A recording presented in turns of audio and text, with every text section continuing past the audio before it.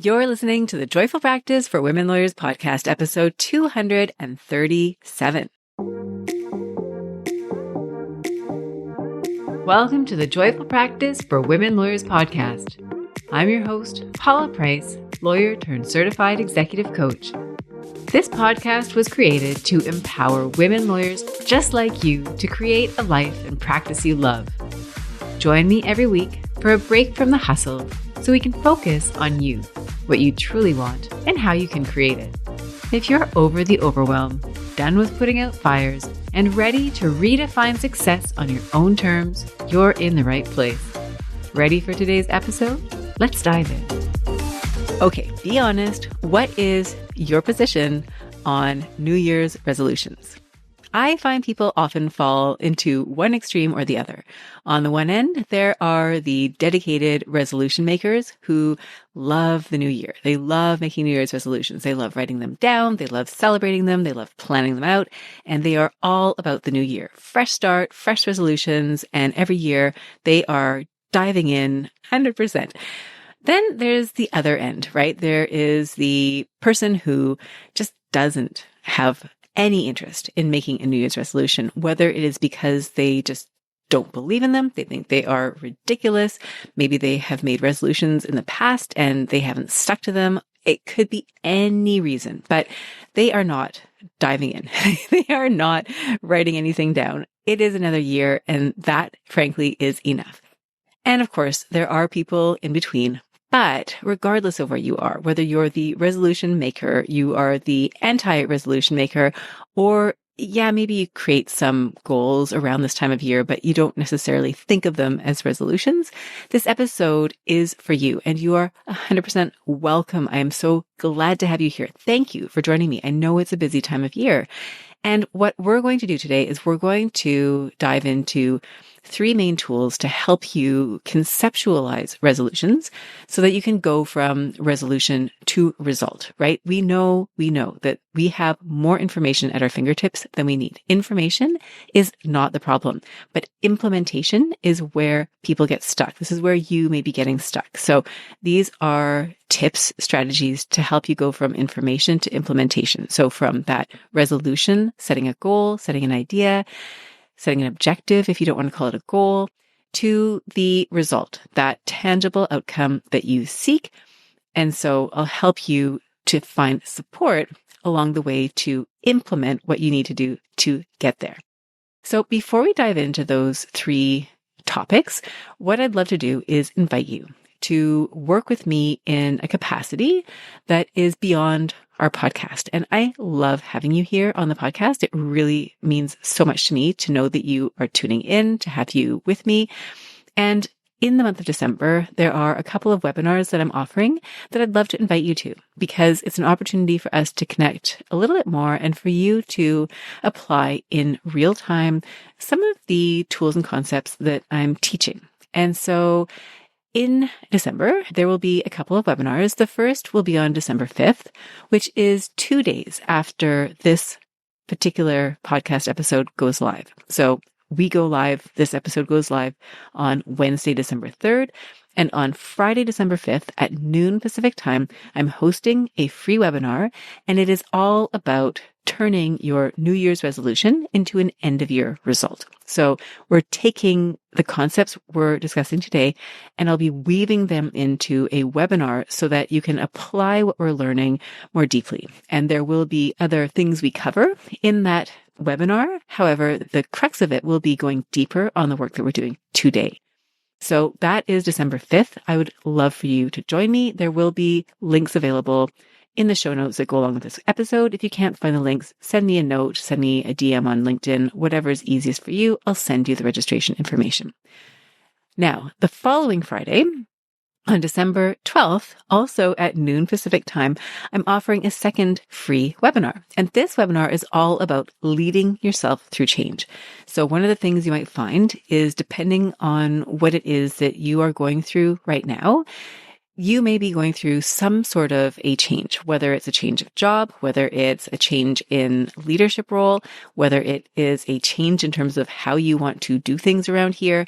And change sometimes can be difficult, and change typically will follow a certain path. And so in that webinar on December 12th, I'm going to lead you through a process. I'm going to tell you about the framework, the structure you can expect when you go through a change, how to identify yourself at each stage along the way, and then how you can move through those different stages with less discomfort, right? So that you're achieving the result that you want and you're also feeling better along the way. So that is the second webinar, and it's a great time for that because for many of you, myself included, this is a time where we're stepping into a new year, right? We're wrapping up 2025. It's been a beautiful year. It's been a busy year. It feels like it has just flown by, at least from my perspective. And so, we're wrapping up, but we're also looking ahead. So those are the two opportunities to join me via webinar in the month of December. Now, the other opportunity that's coming up is one that starts in January. So that's January 2026. And it is a group coaching and mastermind program, and it is for women lawyers. This is a 6-month coaching container. I will be opening it up for up to 8 women lawyers. And it is a progression. It is an opportunity for you to work with me as your coach alongside a group of high-performing women lawyers who, like you, are interested in being part of a community as you work toward a goal in your practice. And what that looks like is we go from month to month. We have one theme each month. We have 2 calls each month. And the first call is where we discuss and explore a concept. And the second call is where you give me your feedback. We do some coaching, we do questions, we do masterminding based on what you're experiencing out there in the field, right? If you imagine the first lesson then is really, okay, what are the concepts? And then you go out and you apply them and then you report back. And so there's a continuity. It's paced so that even a really busy lawyer can do this program and be successful at it. And it's also designed to support you at the various stages of transition that you may be going through. So the themes that you'll cover are, number 1, you will set a goal in the beginning of the year, so in January, and I'll offer you a structure, a framework to set that goal that will help you crystallize what the vision is and find a way to build motivation into that goal so that you're not giving up, so that you understand why you're doing it step by step. And you can fuel yourself moving forward based on the significance of that goal to you. In February, we dive into self-concept. And this is where you really get to explore an aspect of yourself that you may not think about very much. Now, the program is called Leadership for Women Lawyers. And the reason it's called Leadership for Women Lawyers is that for you are at a position, if you choose to join us, where you've reached a certain level of leadership in your professional work. Now, this doesn't necessarily mean that you are a partner or you have a designated leader title, but what it does mean is that you've transitioned or you're transitioning from that place where you are kind of listening. You're kind of reacting to what other people are saying or what you see around you. And the inflection point, the transition point is where you really step into your own shoes. You start doing things your way. You are now leading yourself and potentially others in your practice. So what that can look like is you are a senior associate who is looking to transition into partnership, or you are a partner already and you're looking to take on a greater role, more responsibility, more influence. It could mean that you are leading yourself through a different type of change. You've left practice within a firm and you're stepping out on your own. Or you're not changing anything really externally around you, but you are showing up differently. You are being a leader as opposed to somebody who is following others. And so the meaning of this really will depend on the goal that you pick. For some lawyers, the goal is I want to increase my visibility by doing more effective and intentional marketing, business development, whatever language you use to describe you going out into the legal community, into your firm, and presenting yourself as an authority and attracting the type of work that you want, providing the type of services that most resonate with you. So your goal could be business development. It could be time management. It could be leading your team more effectively, delegating more. It could be shifting the nature of your of your practice from less doing and more leading. So whatever that looks like for you. And the idea here behind the month of February then, as we look at self-concept, is who do you need to become? Who are you as a leader? And we dive deep into that. March is all about obstacles. So the minute you set a goal that is beyond your current capacity, you're going to see the obstacles. And on the one hand, you might think that's a sign that maybe you should stop. I would like to offer that it's a sign of the lesson plan ahead of you, right? These are the roadmap to your success. And when we can figure out what those obstacles are, why they are obstacles to you, because they're not obstacles to everybody. We all have different obstacles. Then we can start to troubleshoot and overcome those obstacles, and who you are on the other side of those obstacles is a different person. This is where your identity, that self-concept, really shifts. From there, we move on to confidence. So the month of April will be all about you building up your confidence. And I think a lot of lawyers, a lot of people hold themselves back from taking on challenges because they're waiting until they feel confident. And I'd like to offer that is not necessary.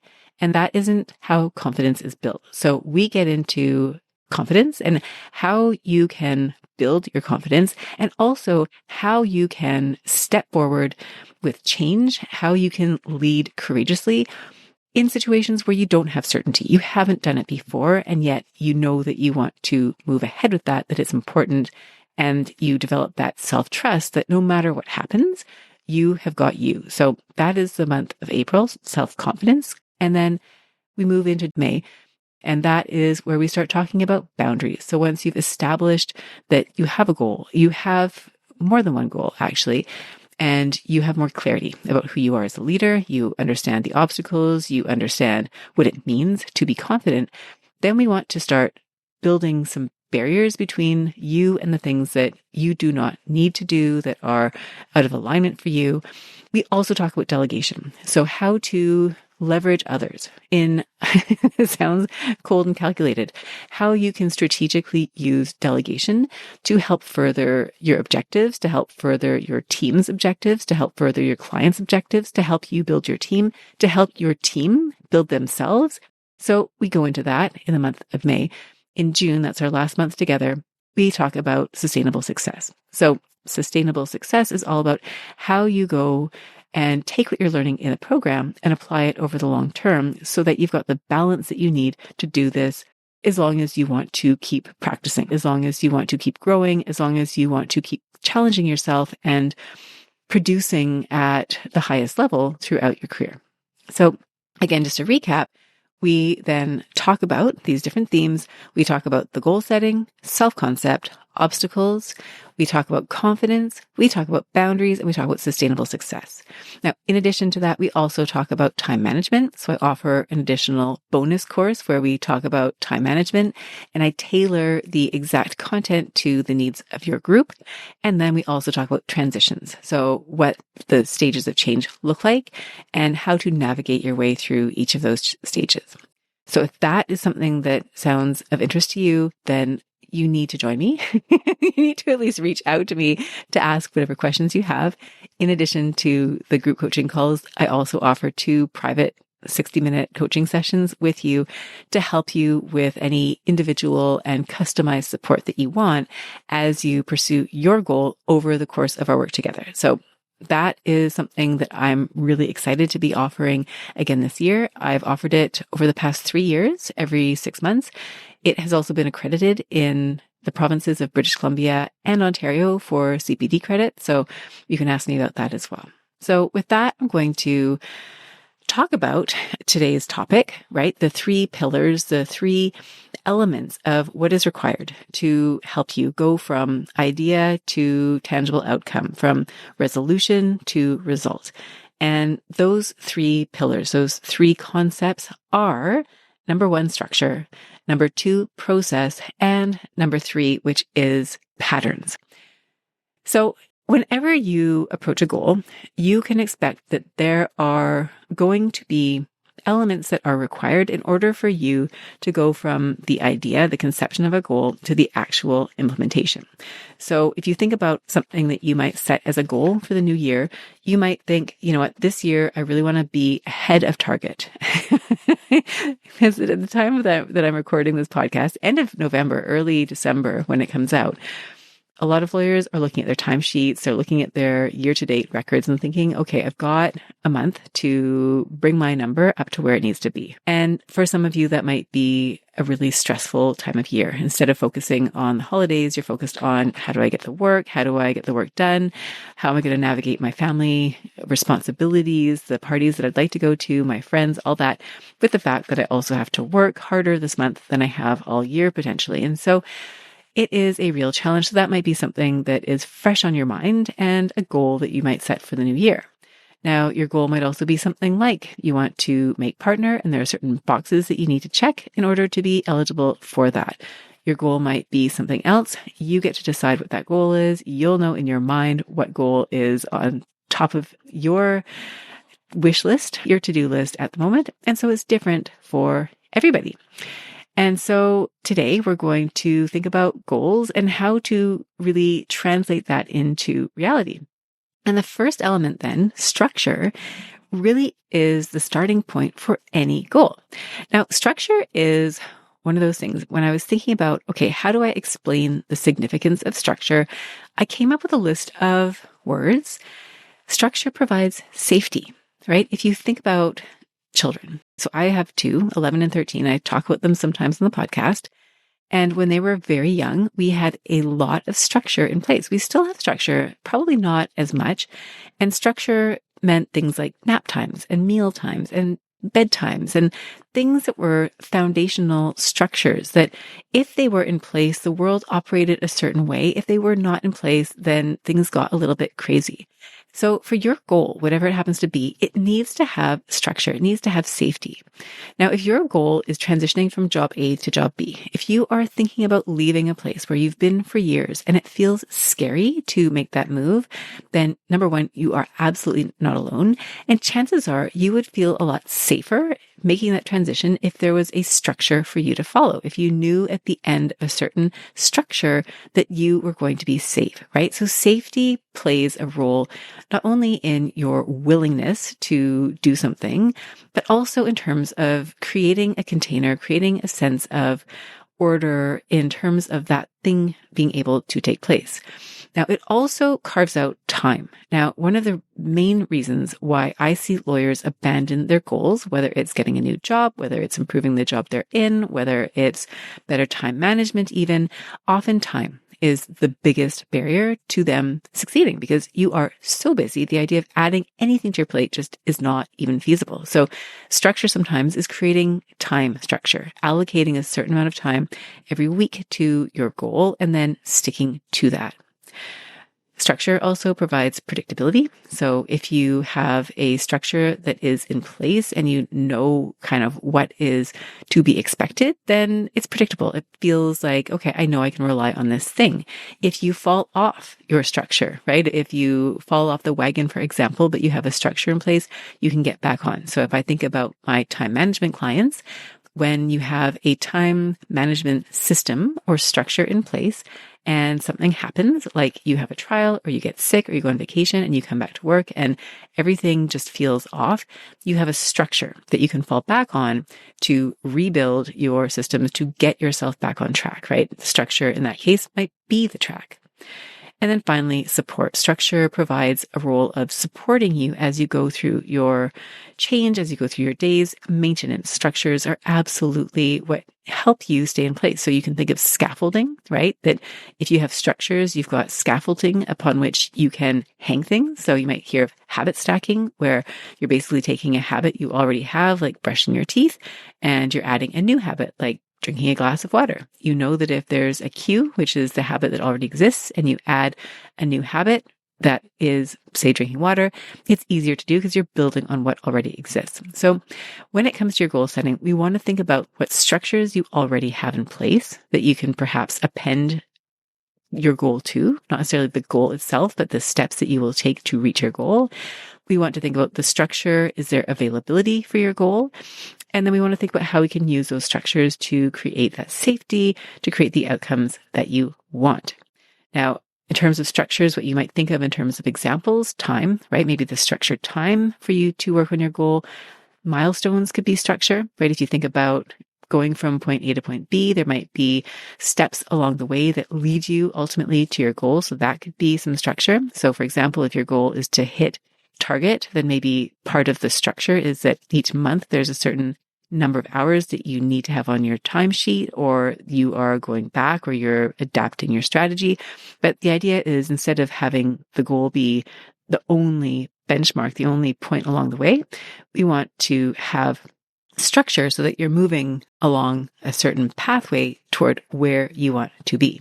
So that brings us to the next pillar, if you will, which is process. So we've talked a little bit about having structures in place. Now we get to the process, and the process really is where you're going to have movement within your structure. And an analogy you might think about is baking a cake, or in my case, I'm more likely to bake an apple crumble than bake a cake, but baking a cake is probably a simpler example. So we'll kind of stick with that for now. And if you think about baking a cake and you think about the process that is involved, well, we've got the goal, right? The goal is very clear. It is a cake that you are building.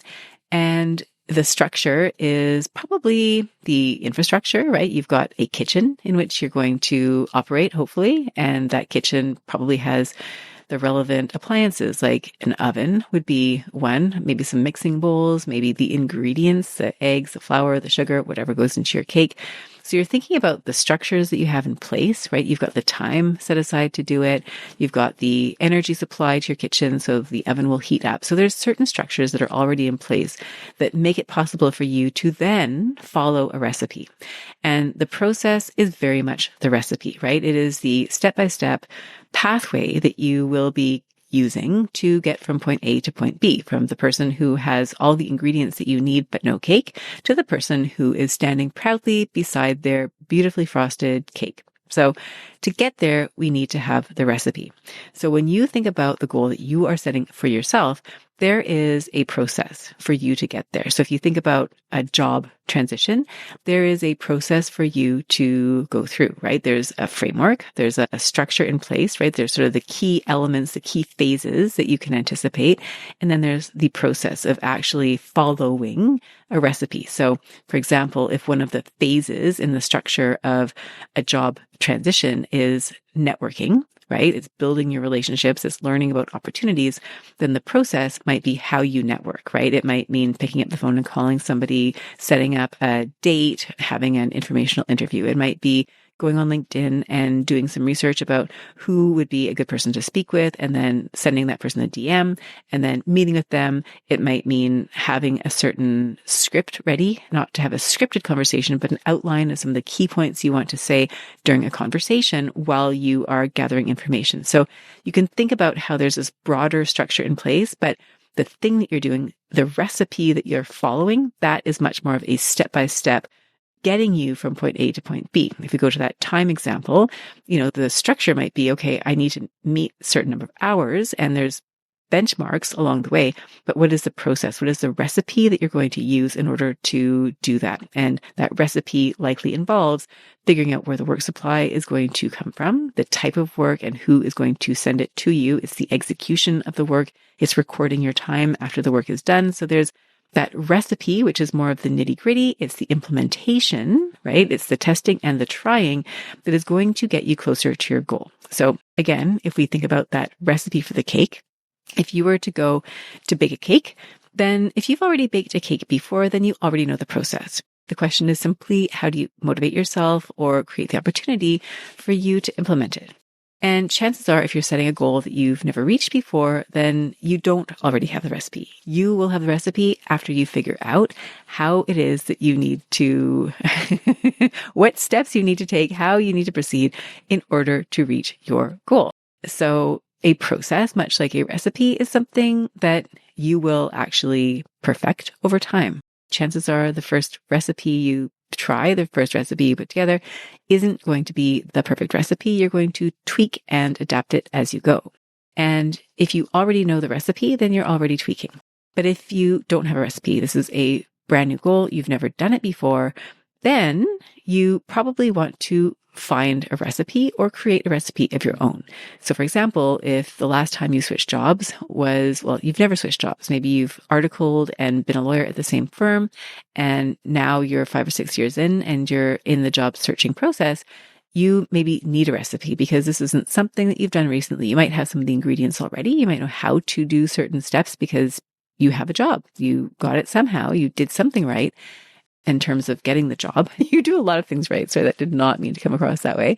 But you've done a number of things right already in that process. So maybe it's a question of distilling what those steps were and then supplementing with a recipe that you develop or that you learn of, whether it's through researching in a book, online, or through learning from somebody else. And when you work with me as your coach, part of my role is to help you with that recipe, help you develop your own recipe. If I have a recipe, I will gladly share that recipe with you.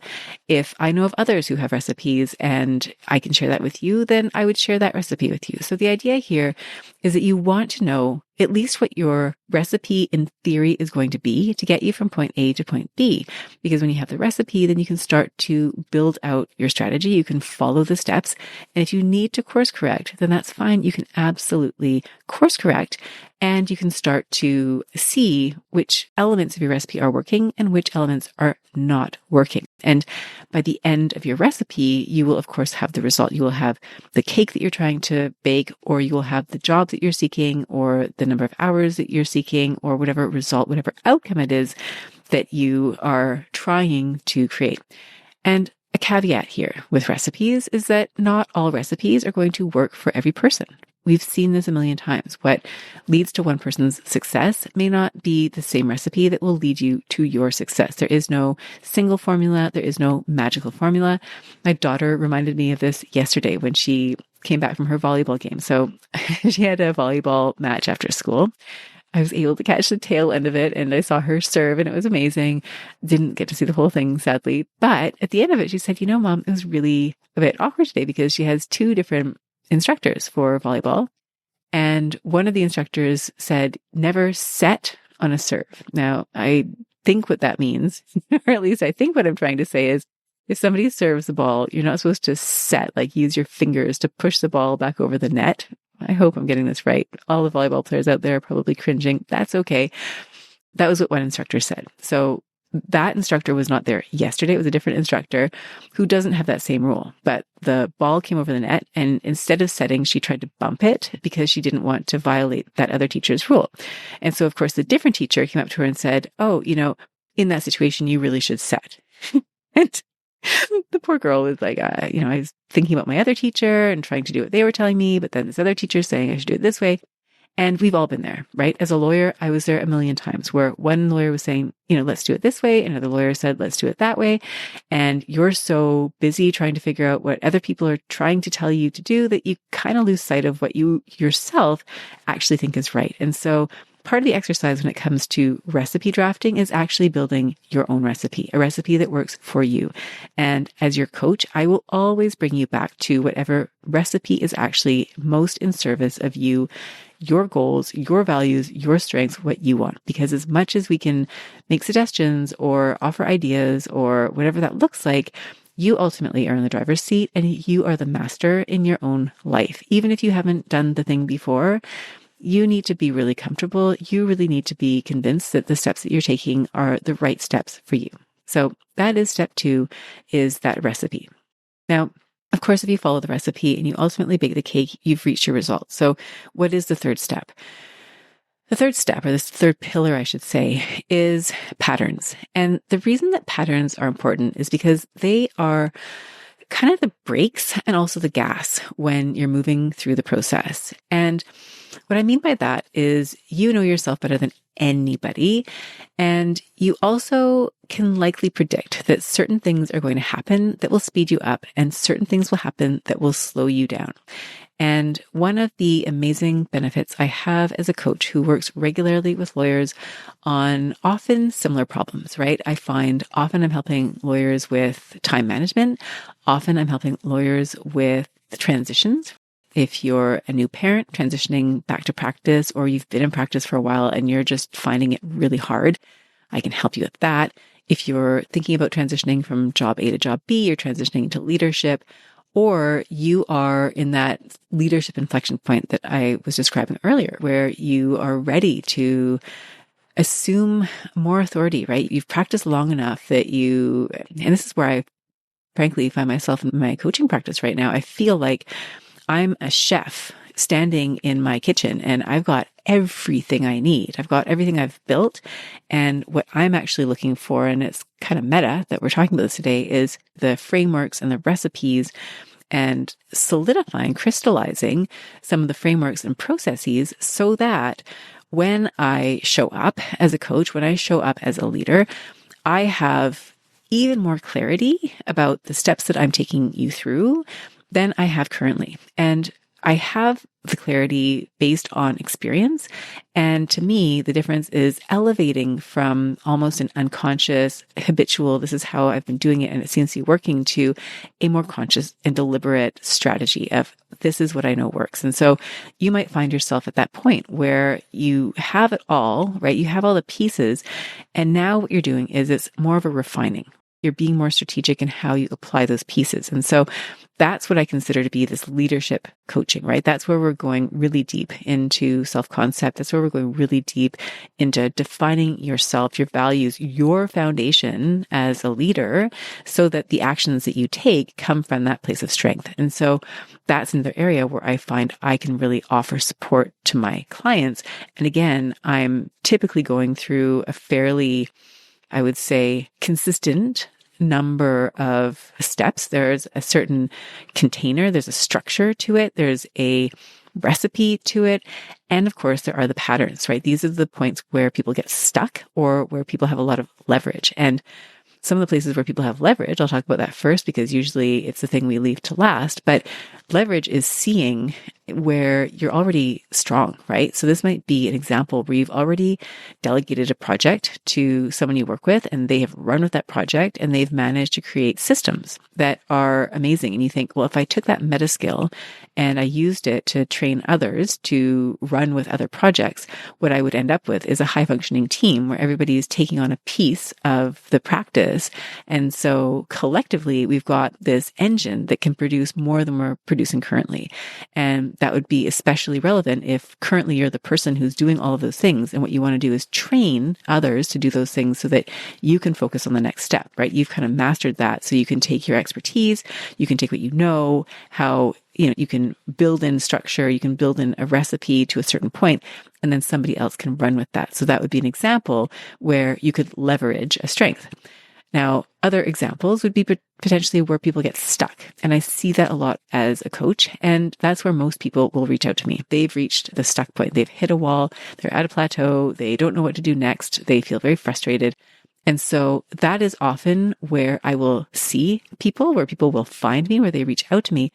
And so I can see what those stuck points often are. That's sometimes a few years into practice where you've been building your practice in reaction to what's going on around you. You've been doing everything right, and yet it's not really working out. And so you're trying to figure out what you need to do in order to turn things around.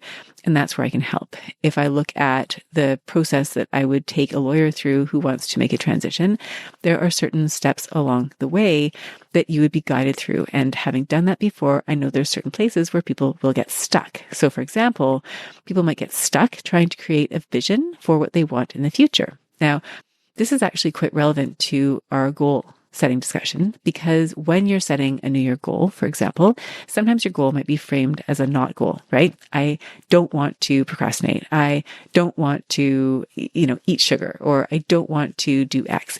Those goals are really hard. And now that we've gone through scaffolding and we've gone through the whole process of creating a recipe, you can probably see why, right? If you're trying to build around a not doing, then what exactly does that look like? You've heard that nature abhors a vacuum. So if you create a vacuum by saying, I'm not going to do something, then you kind of are stuck on a thought loop thinking about that thing you're not supposed to do. So the classic example is, do not think about a pink elephant.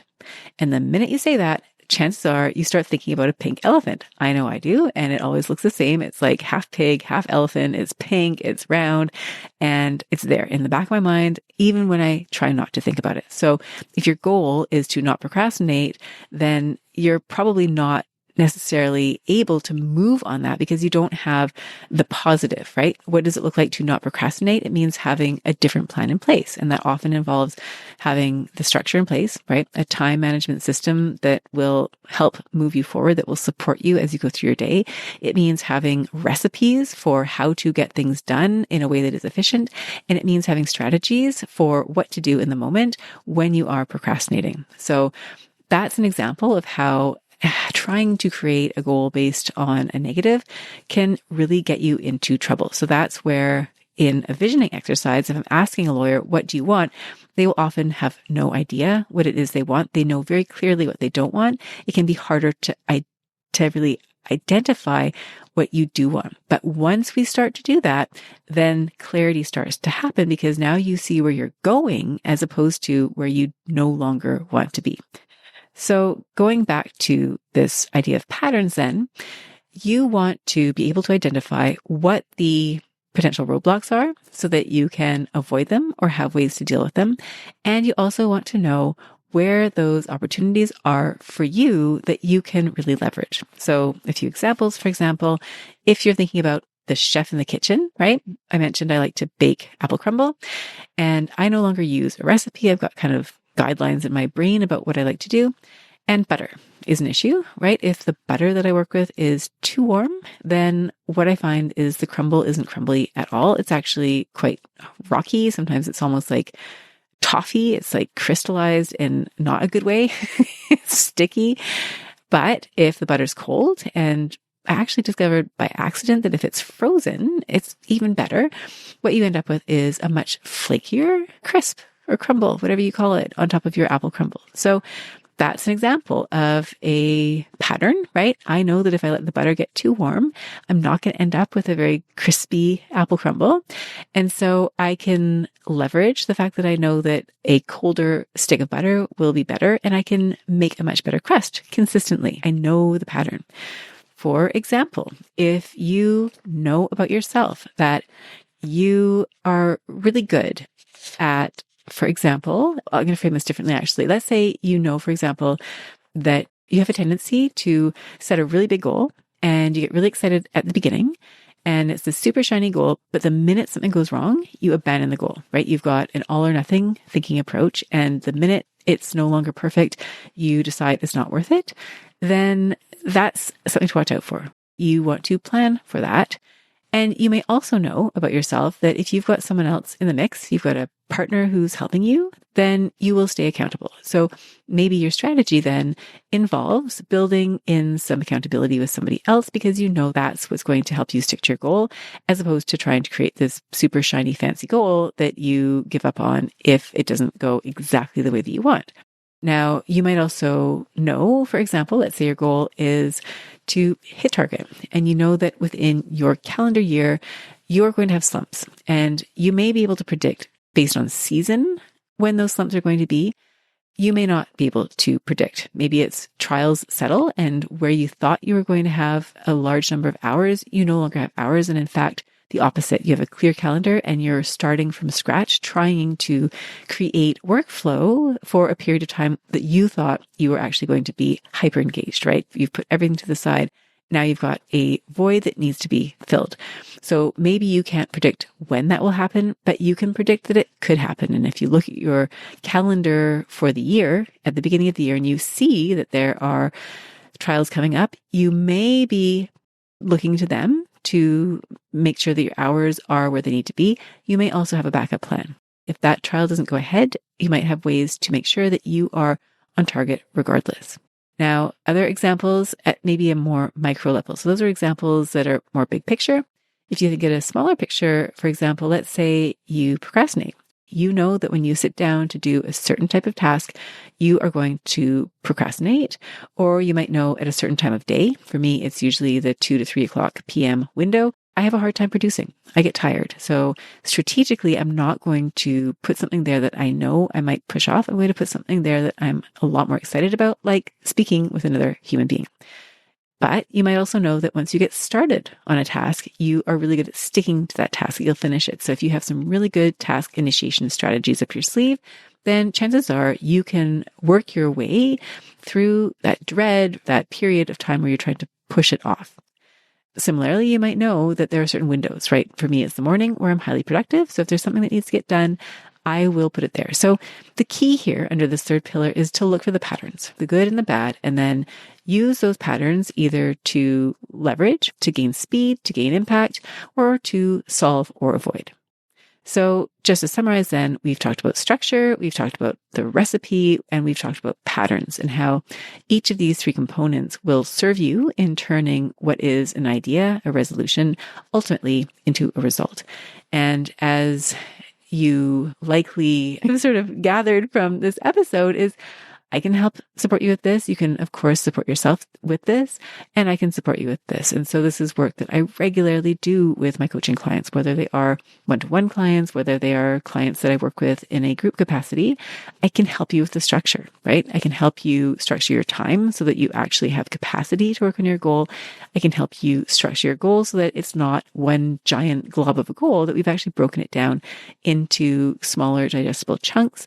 And so when you go to work on your goal, you know the steps involved. If I think about areas of transition or leadership or time management, I've got structures that I can offer to you based on the experience that I have working with the lawyers that I have worked with. And you might find that those structures resonate with you. And to the extent they do, you can build those structures into your own practice. You can use those structures for your own transitions. I like to also take my clients through the recipe, right? What is the step-by-step? How are you going to get from point A to point B?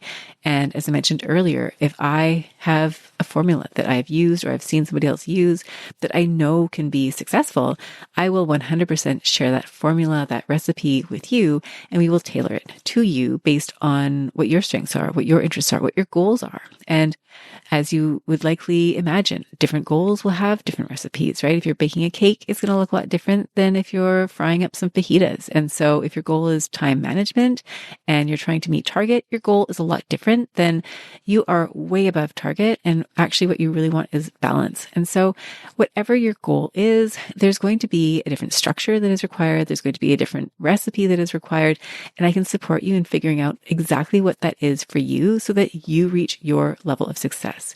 And then finally, as your coach, I can help you with the patterns. I can help you identify some of your strengths. And this is something that I see so often with my clients where they simply haven't had the time to do the thinking or talk about things that are working really well in their practice. And when they have that conversation, it's as though the ideas crystallize. They see for the first time, oh, wait a second, that thing that I was doing, that's actually really effective. And I have had my moments of being coached where it's like the light bulb has gone off and I'm like, wait a second, that really works. That was an experience I had within the last month where I'm now working with a coach who is talking about frameworks. And it was like the light bulb went off. Everything crystallized when I saw, wait a second, I see exactly how the pieces fit together now and how they fit together in the way that I work with my clients. And so for you, having somebody like me ask you those questions that lead you to those aha moments where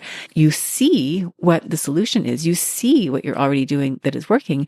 And from there, you get to leverage that, and that can shape the direction of your practice. It can shape the way that you see yourself. It can shape the action steps that you take. It can shape the things that you choose to no longer do. So I really think patterns, the positive ones, are an overlooked strength. They are an overlooked tool. And so whatever process that is for you to uncover them, I encourage you to really discover what those are and then to lean into those. And then, of course, it's also finding the blind spots.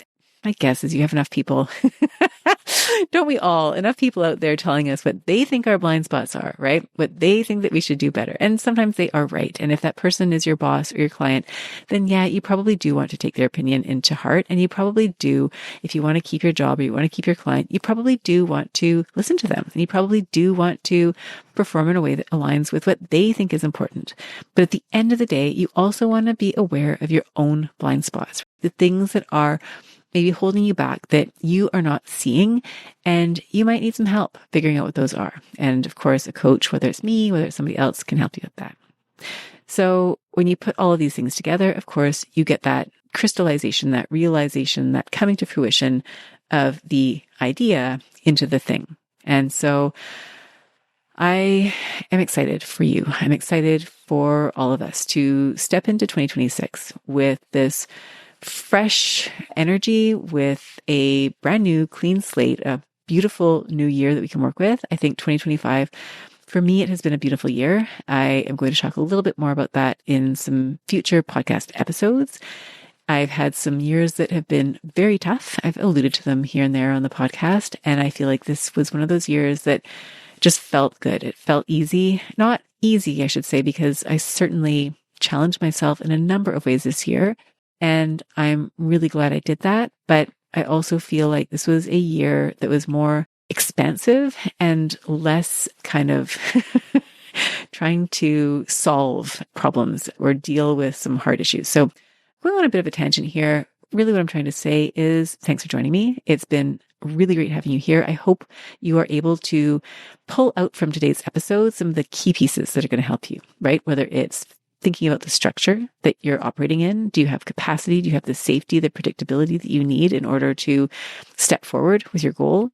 Whether it's the recipe, the process, the step-by-step, how you're going to get from point A to point B. And do you have a recipe? Do you need help making a recipe? Do you have a recipe that you're willing to try and to perfect? And, maybe the cake doesn't turn out great the first time, but you're able to see how you can tweak it and do it again. And then finally, there is this idea of patterns. How can you take what you've already learned and apply that to the way that you create your structures, the way that you follow the recipes, so that you're not thrown off course, so that whatever resolutions you set for yourself, you stick to until they are the result. So with that, I'm going to invite you again to the webinar that's happening in just a couple of days on Friday, December 5th, noon Pacific time. The link to register will be in the show notes.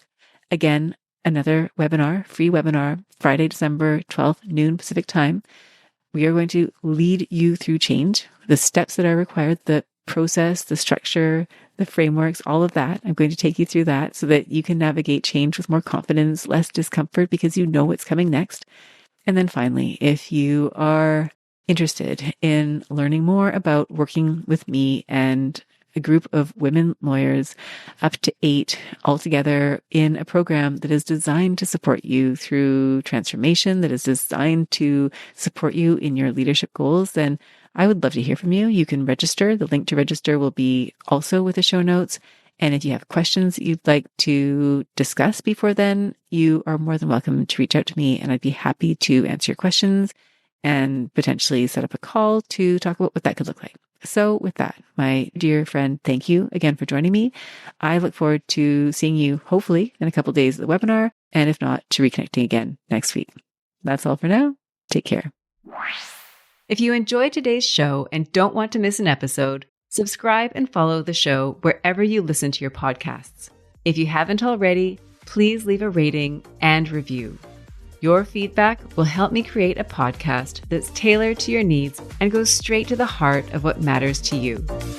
Thank you for listening to this episode of the Joyful Practice for Women Lawyers podcast. If you want more information, visit www.thejoyfulpractice.com. See you next week.